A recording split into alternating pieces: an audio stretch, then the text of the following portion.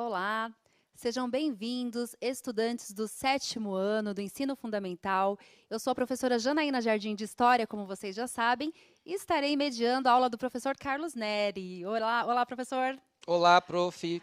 Bom, hoje nós vamos utilizar a habilidade, vou colocar na tela para vocês, a habilidade identificar aspectos e processos específicos das sociedades africanas e americanas antes da chegada dos europeus. O objetivo da aula: propor reflexões e diálogos sobre as dinâmicas comerciais das sociedades africanas e americanas no período anterior à chegada dos europeus, investigar os múltiplos aspectos relativos aos saberes e técnicas desses povos. Hoje é uma aula de revisão, é a última aula do 2º bimestre. Nós temos uma novidade também, vou colocar para vocês na tela uma novidade que nós temos. Ao final da aula, o professor Carlos vai mostrar para vocês um QR Code. Olha que legal! Agora você pode dizer o que achou das suas aulas. Você pode usar o QR Code ou entrar pelo link no final de cada aula e deixar sua avaliação e seus comentários. Professores são muito bem-vindos, participem do chat conosco, estudantes todos atentos, prontos para mais essa aula de revisão. Muito bem, com você, professor Carlos. Vamos lá, vamos fazer a nossa aula de revisão do 7º ano. E claro, nós vamos aí, já que nós trabalhamos tanto as relações de poder aí entre europeus, as conquistas, né, que houve na África, na Ásia. Nós trabalhamos muita relação de poder, muita questão aí do olhar etnocêntrico do europeu sobre o indígena, seja na América espanhola, lá com a conquista com os europeus, na verdade, Hernán Cortés, Francisco Pizarro, e também estudamos essa questão da colonização e das relações de poder no território brasileiro. Hoje, nós vamos retornar aí às atividades relacionadas aos saberes e técnicas dos povos americanos e vamos, claro que essa aula de hoje vai dar fome, porque nós vamos trabalhar aí o que esses povos eles gostavam de comer, né? Qual era a base alimentar desses povos. E para iniciar essa aula, nós já vamos deixar aí uma questão disparadora na tela, uma problematização. Você sabe qual era a base alimentar dos povos pré-colombianos? Se você não souber, vai aí rapidinho no Google, faz uma pesquisa, coloque no chat aqui que nós vamos falar seu nome, que nós vamos trabalhar com vocês, ok? Vamos lá? 1 minuto, coloque aí no chat qual era a base alimentar dos povos pré-colombianos. Voltamos. Muitos estudantes do 7º ano aí utilizando a sua atitude historiadora para responder essa problematização que o professor Carlos deixou.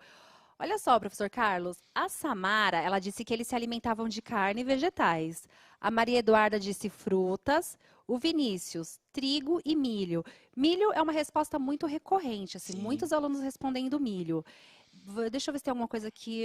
Maria Eduarda, mandioca, milho, trigo, pão, cacau. Ela Oh, falou a cacau. professora Janaína até sorriu quando falou do cacau, né? Ela deve gostar de Cacau. chocolate. E também peixe. Isso. Então, nós temos aí alguns produtos, né, elementos da terra que os povos pré-colombianos gostavam, né? Era a base alimentar deles, ok? Vocês estão muito corretos, principalmente aí a questão do milho, muito utilizado entre eles.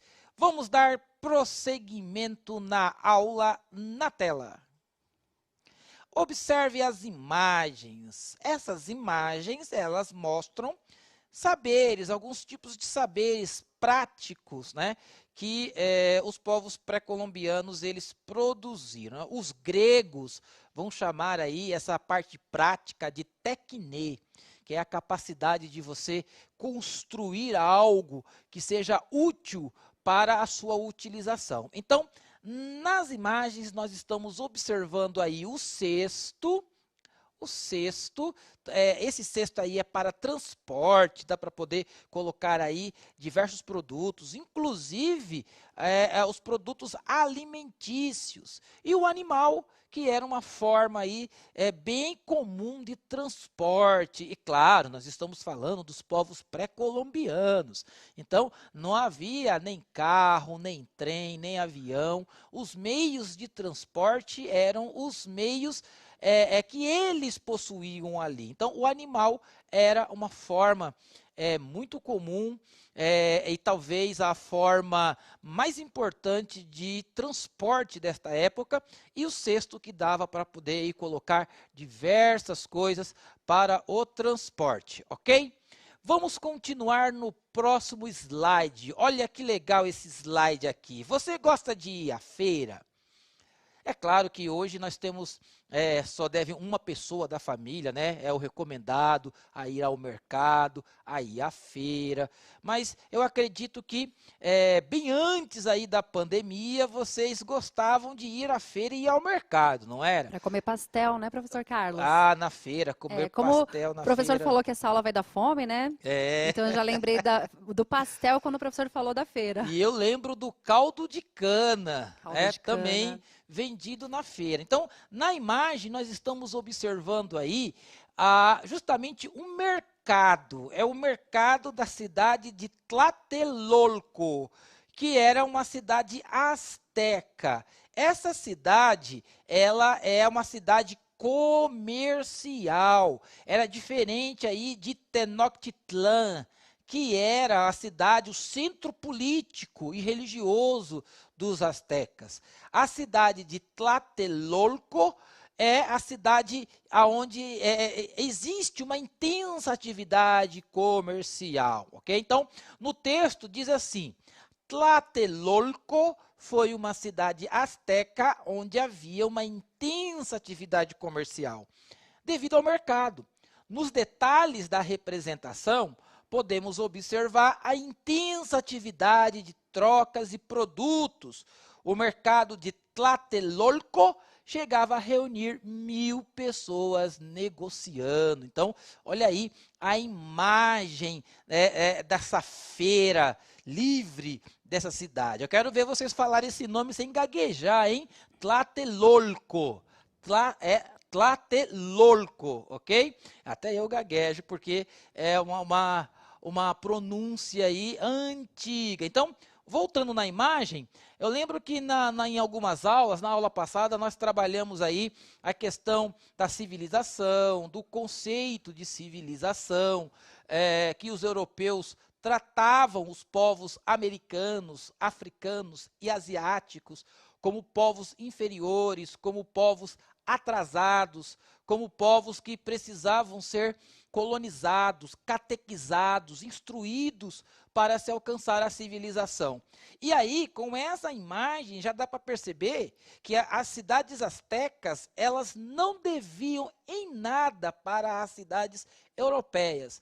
Eram dois mundos completamente diferentes, mas com algumas semelhanças importantes. Lá na Europa, do século XII, século XIII, nós tínhamos aí as feiras livres, que muitas vezes foram aí construídas no tempo das cruzadas, aonde aquele espaço que as cruzadas deixou, com muitos cavalos, muita guerra, ali começou a surgir os comércios, as feiras livres, e as cidades astecas também tinham, a cidade comercial também tinha a sua feira, com uma intensa atividade comercial. E olha, o que eles se alimentavam lá, acho que daria para fazer diversas receitas, ok?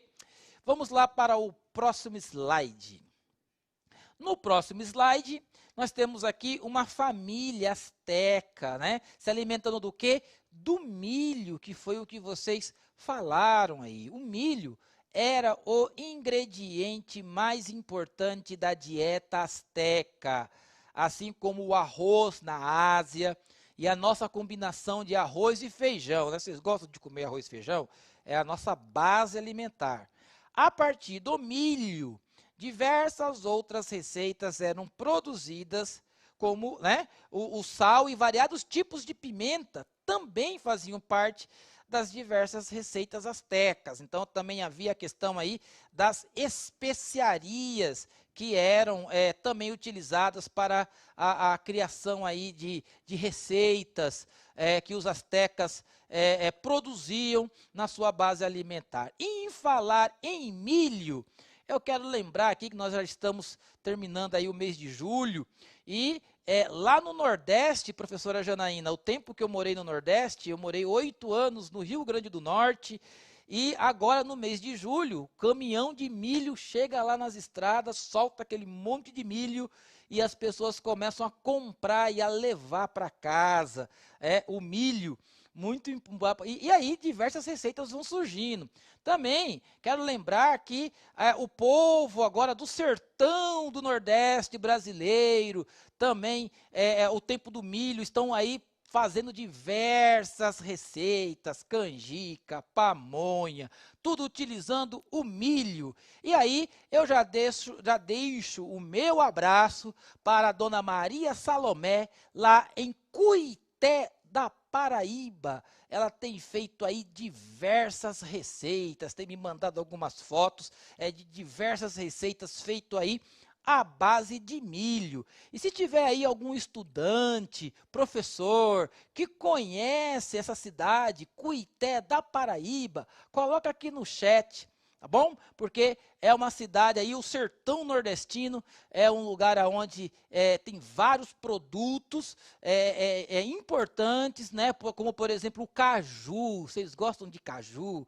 Aqui deve ser caro, né, É professora Janaína? caro. Comprar o caju. Sim. E lá no Nordeste, o caju muitas vezes é desperdiçado porque eles usam muito a castanha do caju para poder vender. Então, é uma iguaria, uma especiaria que tem bastante lá no Nordeste. Inclusive, lá o maior cajueiro, não sei se é o maior cajueiro do mundo, né? Lá na praia de Pirangi, próximo ali da praia de Pirangi, tem o maior cajueiro também que eu tive a oportunidade de visitar. Então, essa parte das especiarias, essa parte aí da base alimentar, ela varia em muitas regiões do mundo, mas nós temos algumas semelhanças aqui da nossa base alimentar com a base alimentar lá também dos astecas, ok?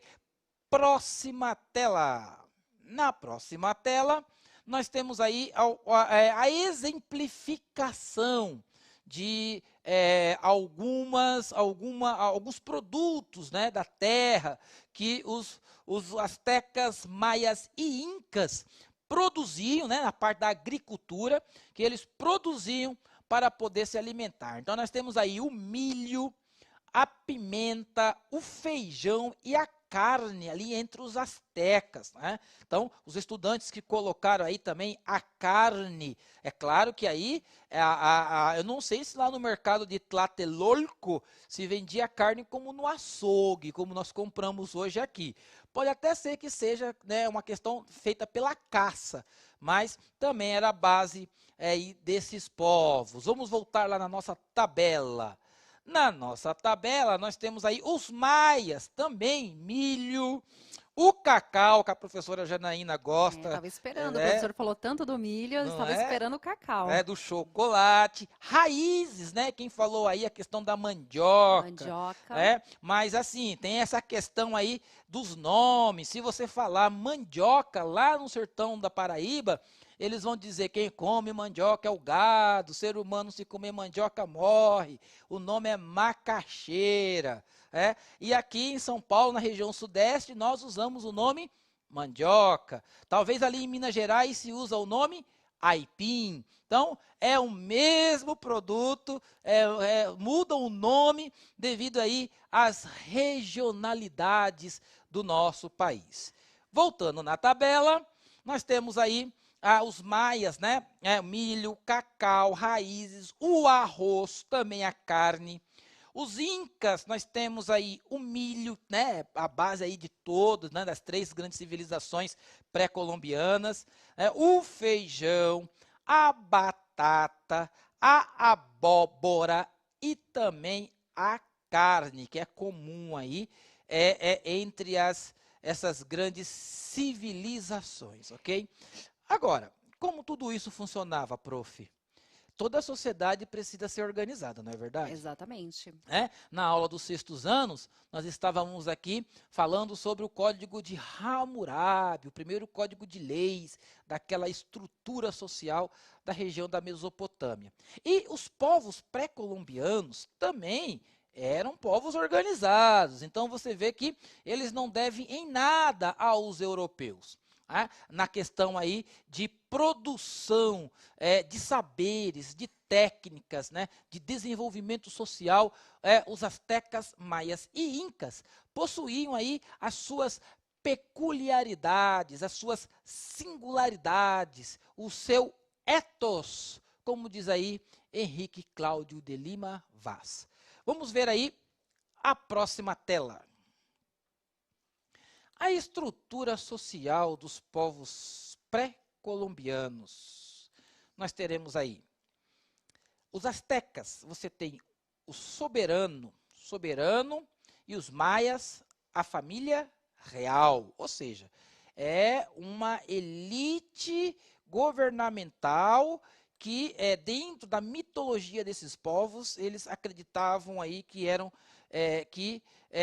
escolhidos pelos deuses, pelas divindades, para poder governar a nação. Os nobres, né, astecas e entre os astecas nobres, maias sacerdotes, que são nobres, né? E vejam só, nada era feito nessas cidades sem a autorização dos sacerdotes. Eram os sacerdotes aqueles responsáveis por até mesmo autorizar as guerras, né? Os filmes nos mostram alguns princípios aí do poder que os sacerdotes tinham, né, de influência sobre os reis, né? Como por exemplo lá o filme Os 300. Vocês lembram do filme Os 300?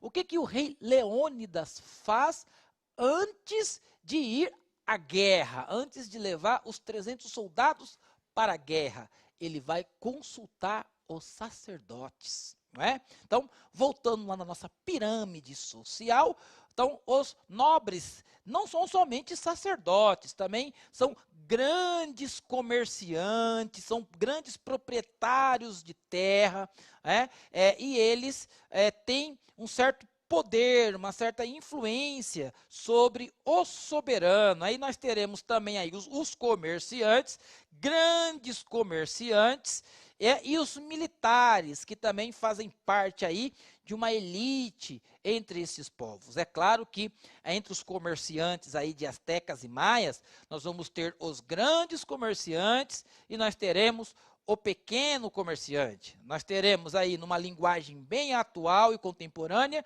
o grande empresário, o grande empreendedor e o microempreendedor. E os camponeses, que eram pessoas livres, claro, mas esses camponeses, eles trabalhavam para esses nobres, eles viviam aí nos territórios desses nobres. Não está muito parecido com o sistema feudal, não, prof? Muito parecido. Não é? Muito parecido com o Sim. sistema feudal. Inclusive, é muito importante entender que existiam os comerciantes, até porque nós falamos das feiras, né? Então, como existiam aquelas feiras, existia um grupo ali que dominavam, que eram os comerciantes. E eles também eram uma certa elite, eles não eram escravos, eles eram uma certa elite. E o professor falou, né, de comida, eu só consigo pensar em comida agora, professor Carlos.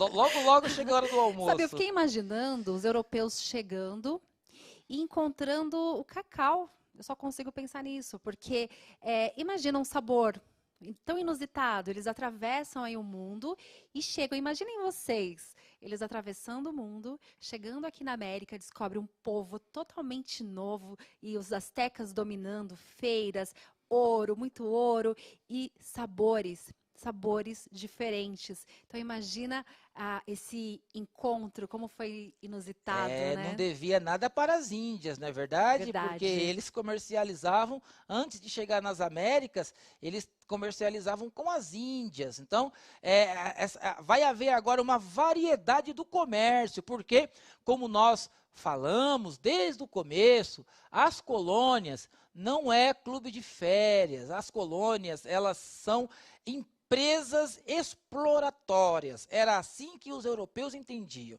As Américas, na época da colonização, elas foram lugares próprios para o domínio, né, dos povos, né, as relações de poder que nós estudamos trabalhamos muito essa questão das relações de poder, e também esses povos, é claro que o domínio deles trouxe também essa questão da variação dos produtos que eram comercializados. Então, nós teremos aí futuramente aí o pacto colonial, e aí essas colônias, elas vendiam somente para a metrópole, né, para o dominador. Esses produtos, toda essa extração de material, seja do ouro, da mineração, e seja também desses sabores que eles encontraram nas Américas, tudo isso vai ser levado lá para a Europa para abastecer as feiras, os mercados e o comércio europeu. Nós estamos aqui falando da questão da alimentação, mas nós estamos dentro do contexto do poder e da colonização dos europeus nesses territórios, ok? Então, para nós terminarmos aí a pirâmide, vamos voltar nela, né? Os camponeses eram aqueles que trabalhavam nas terras, nas propriedades desses grandes comerciantes, militares, sacerdotes, né, no soberano. Então, o lugar onde o soberano estava era um centro administrativo. Então, atividade. Vamos lá, gente. Vamos para a atividade, porque as habilidades, elas precisam ser contempladas. Acorda. Vamos para as atividades. Em ambas as estruturas sociais, astecas e maias, os escravos estão na base da pirâmide, lá embaixo, né? Exercite a ação historiadora, né? A atitude historiadora, e responda as duas questões.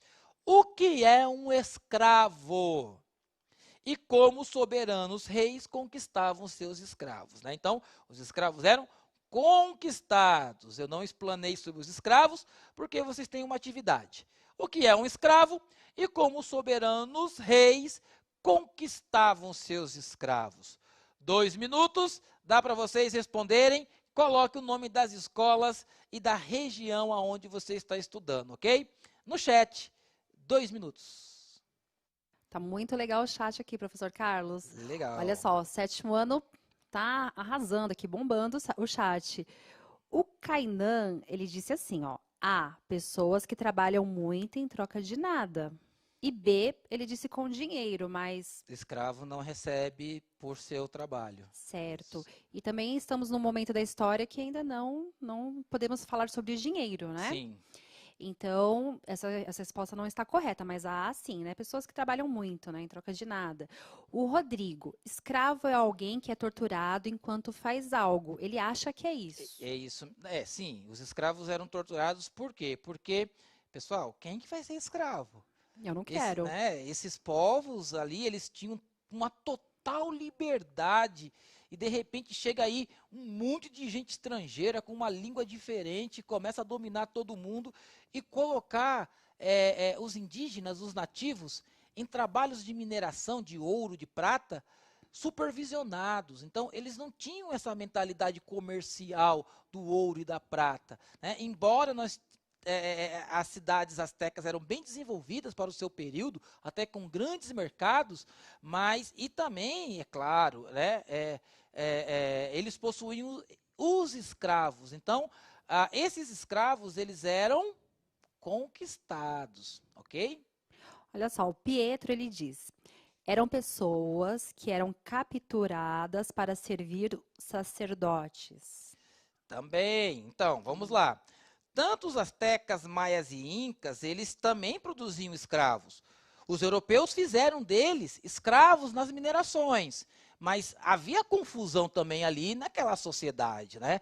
Havia guerras aí entre esses povos, entre tribos menores, e eles também, eles conquistavam seus escravos. Então, alguém colocou aí, prof, acerca da conquista dos escravos? Sim.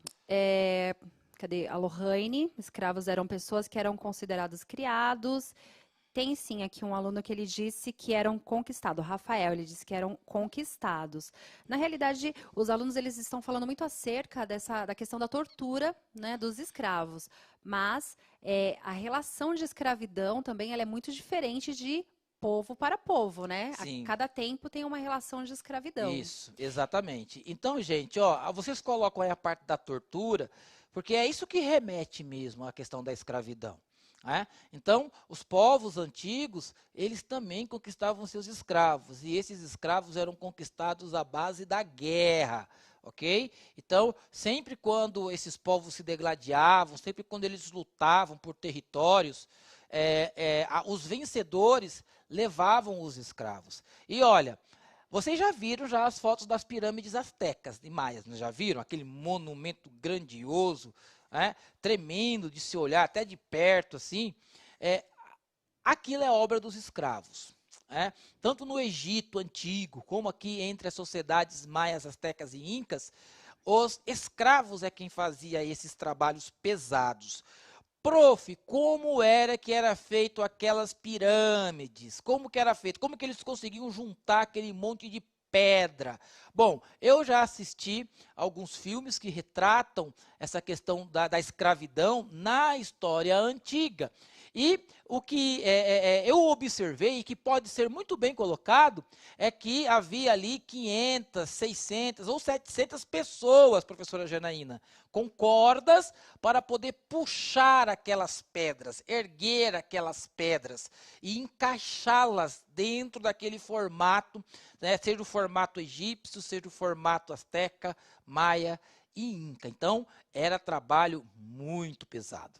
Okay? Sim, alguns estão se referindo aí à compra de escravos, mas, como o professor Carlos acabou de explanar, não era compra de escravos, os escravos eles eram conquistados. Nós vamos falar dessa parte aí da escravidão no Brasil, de compra de escravos, no terceiro bimestre, ok?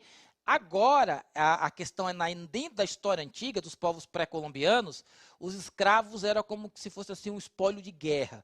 Eles eram conquistados através das batalhas e eram levados para fazer esses trabalhos forçados, tá? Então, a relação de escravidão com os povos pré-colombianos é diferente da relação da escravidão aí exercida no nosso território brasileiro, ok? Vamos lá para a próxima atividade, nós temos um texto para nós lermos. Prof, nós temos que ler um texto, temos que ler o texto. A competência leitora é muito importante para nós contextualizarmos, ok?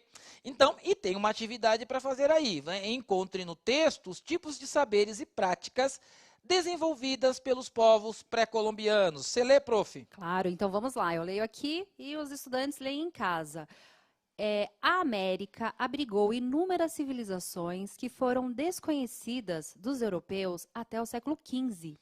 Os povos chamados de pré-colombianos, nomenclatura que tem como marco a chegada de Colombo. Eles possuíam sistemas econômicos, sociais, culturais e administrativos próprios. Dentre esses povos, destacam-se os incas, maias e astecas. Os maias habitaram a região das florestas tropicais na península de Yucatán. A estrutura da sociedade era estamental e a economia fundamentava-se no cultivo do milho. Já os astecas eram diferentes grupos étnicos que habitavam o centro do México entre os séculos XIV e XVI, organizados em uma confederação de 3 estados, de 3 cidades-estados, com uma estrutura social altamente organizada e hierárquica. Muito bem. Desse texto, vocês vão extrair algumas informações. Vamos voltar lá na tela. Encontre nesse texto os tipos de saberes e práticas desenvolvidas pelos povos pré-colombianos. Embora nós trabalhemos muito aqui a questão da alimentação, mas existem outros saberes e outras práticas que estão contidas aí no texto. Descubra a informação e coloque no chat. 2 minutos. Muitos estudantes estão se referindo aí à agricultura, né?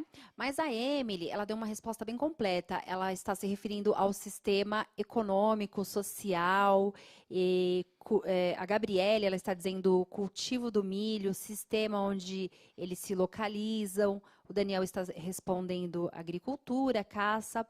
A Tamires, sistemas econômicos, sociais, culturais e administrativos próprios. Aí tem uma série de estudantes falando sobre a questão do cultivo, mas eu acredito que... o Celso aqui, bem interessante, professor. O Celso, ele diz, estrutura social altamente organizada e hierárquica. Isso, Celso, bem legal. Vamos voltar no texto lá para nós fazermos a análise? Vamos lá. Entre os maias habitaram a região das florestas tropicais, na península de Yucatán. A estrutura da sociedade era estamental, conforme nós vimos lá na pirâmide, e a economia fundamentava-se no cultivo, ou seja, na agricultura, especialmente aí o milho. Então nós temos aí a agricultura e a formação de uma sociedade de hierarquias, onde tem lá desde dos maiores até os menores. Então, claro, a maioria aí era de escravos. Então, já os astecas eram diferentes grupos étnicos que habitavam o centro do México entre os séculos 14 e 16 e eram organizados em uma confederação de 3 cidades-estados. Então, nós temos aí a questão também da estrutura social. Tenochtitlán e Tlatelolco eram 2 dessas grandes e importantes cidades astecas, ok? Muito bem, vamos para a próxima tela. Mais um texto. Os saberes e as técnicas dos astecas centravam-se na metalurgia, especialmente do ouro e da prata. Os incas habitavam as cordilheiras dos Andes, atualmente correspondendo ao território do Peru, Bolívia, Chile e Equador. A sociedade inca era estamental, sem mobilidade social alguma. Dos saberes e técnicas desta cultura, destacam-se o sistema natural de fertilização do solo, que ajudou muito no desenvolvimento da agricultura. É a mesma atividade olhando para outros povos, ok? Tá muito fácil. Encontre no texto os tipos de saberes e práticas desenvolvidas pelos povos pré-colombianos. Eu acredito aí que em 50 segundos vocês consigam fazer essa atividade, ok? 50 segundos, responda no chat. A Giovana foi bem rápida aqui e respondeu metalurgia, está correto?